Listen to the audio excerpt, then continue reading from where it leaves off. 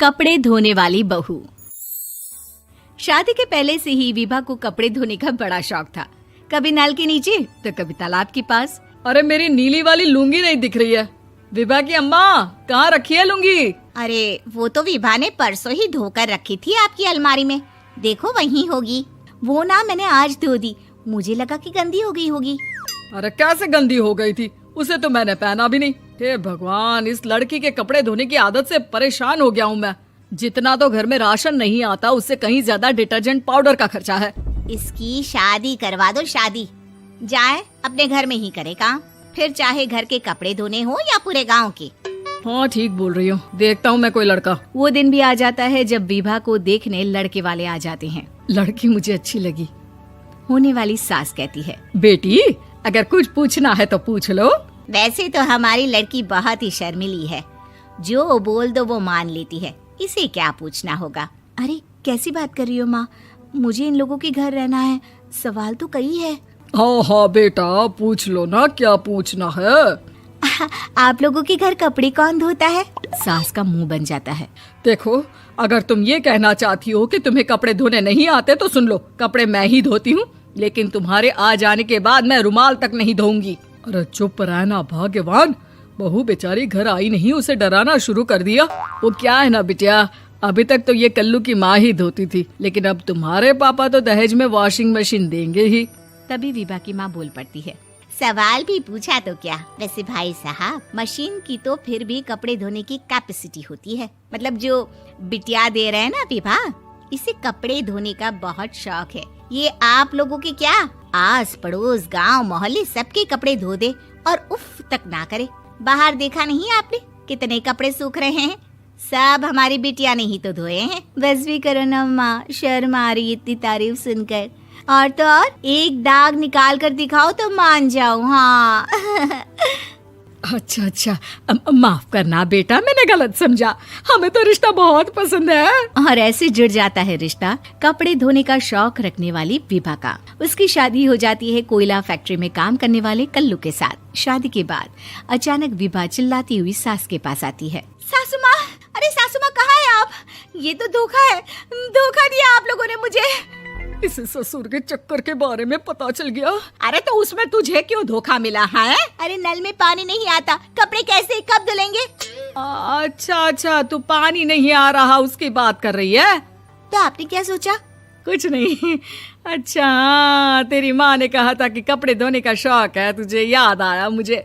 शौक बोलकर कपड़े धोने वाले मेरे जुनून को कम ना आके सासू माँ, कपड़ा धोना मेरा गुरूर है।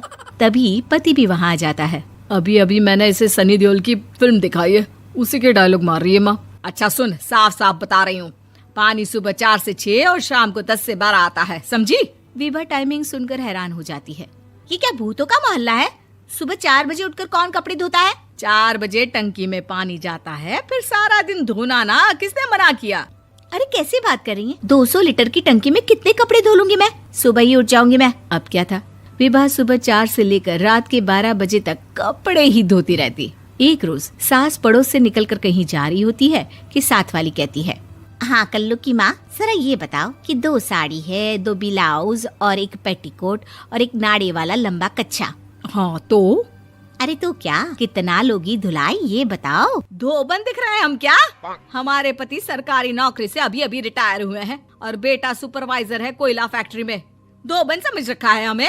हाय रे कल्लू की अम्मा, माफ कर दो, वो तो मोहल्ले में यही सब बता रहे थे कि तुमने बहू को कपड़ा धुलवाने के काम में लगा दिया है। सास को पड़ोसन की बात सुनकर गुस्सा आ जाता है। वो घर पहुंचती है जहां घर के बाहर ही इतने सारे कपड़े सूख रहे होते हैं जितने कि किसी धोबन के घर पर। अरे ओ कल्लू की दुल्हन, बाहर निकल। माँ जी यहीं आ जाओ, बाथरूम में चादर धो रहे हैं हम। अरे अभी हम धोते हैं, तुमको बाहर निकलो। ये आस पड़ोस वाले बोल रहे हैं कि हम बहू से कपड़े धुलवा कर उसे कपड़ा धोने वाली बना दिए हैं। अरे छोड़ो ना माँ जी, किन लोगों की बातों में आती हो? आस पास के लोगों का तो काम ही होता है कि वो किसी तरह सास बहू को लड़ा दे। बहू सारे घर के कपड़े धोती है, ये क्या कम है? बोलिए। सास को भी लग जाता है कि वो बहू का ये सनकीपन नहीं छुड़वा सकती, इससे अच्छा है कि खुद ही चुप हो जाए।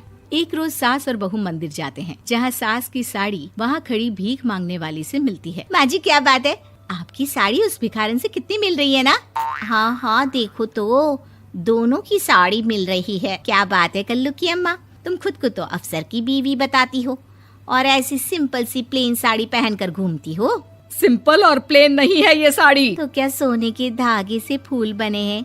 कुछ भी सासू माँ, कुछ भी। हाँ बने थे इस साड़ी में सोने के धागे से फूल। मेरे पति लेकर आए थे मद्रास से स्पेशली मेरे लिए 10,000 की। ताहे भाई साहब इस भिखारन के लिए भी सेम टू सेम साड़ी लेकर आए होंगे 10,000 की। सास उस वक्त तो कुछ नहीं कहती, लेकिन बहू के साथ घर आती है और अलमारी से एल्बम निकाल कर लाती है। ये साड़ी देख रही है, ये वही साड़ी है जिसे मैंने अभी पहना था। इस साड़ी में ये जो चमकदार फूल दिख रहे हैं ना, ये सोने के धागों से काढ़े गए हैं। लेकिन तू लोकल वॉशिंग मशीन ब्रश से घिस घिस कर सारे फूलों को निकाल कर साड़ी प्लेन कर दी। मुझे माफ कर दीजिए सासू माँ। और तो और, जब मैंने तुझे तेरी गलती के लिए कुछ नहीं कहा, लेकिन तूने तो सबके सामने मेरा मजाक ही बना दिया। क्यों? बहू को समझ में आ जाता है